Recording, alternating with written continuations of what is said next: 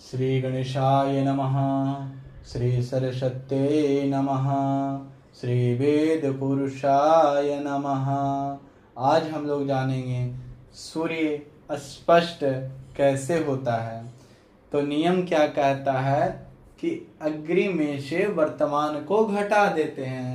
जैसे कि ये ग्रह अग्रिम हो गया, अ लिखा हुआ है तो अ माने अग्रिम, ब माने वर्तमान। तो अग्रिम में से वर्तमान को घटा देते हैं। तो यहाँ संख्या तो मेरी छोटी है, यहाँ संख्या बड़ी है तो घटेगी नहीं। तो इसमें से 60 ले लेते हैं।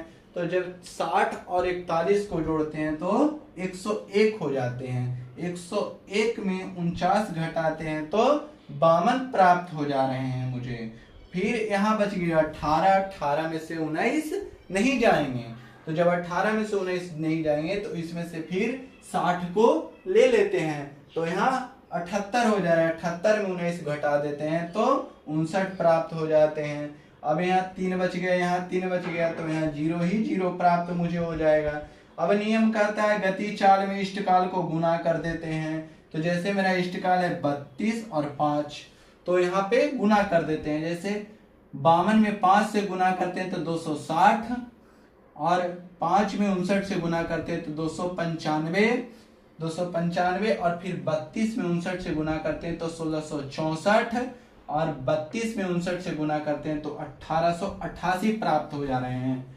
अब ये दोनों को जोड़ लेते हैं। जो संख्या 52 और 32 में गुना किए थे तो ये दोनों संख्या को मैं जोड़ दे रहा हूं यहाँ। तो यहाँ पे जोड़ूंगा तो 1959 प्राप्त हो जाएंगे। अब ये तीनों को एक तरफ से लिख देंगे। 1888 उतार लिए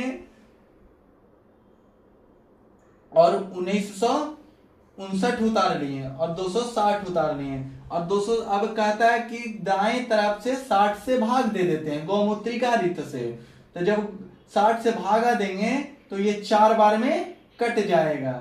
तो यहाँ 4 लिख देंगे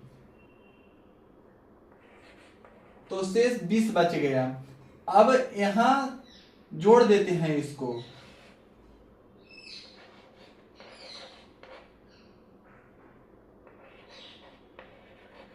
(1963) हो गया।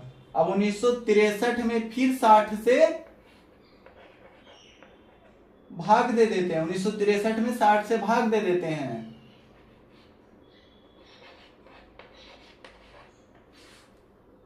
32 बार में कट गया। मैं डायरेक्ट ही काट रहा हूं। 32 बार में कट गया तो है इतना आ गया।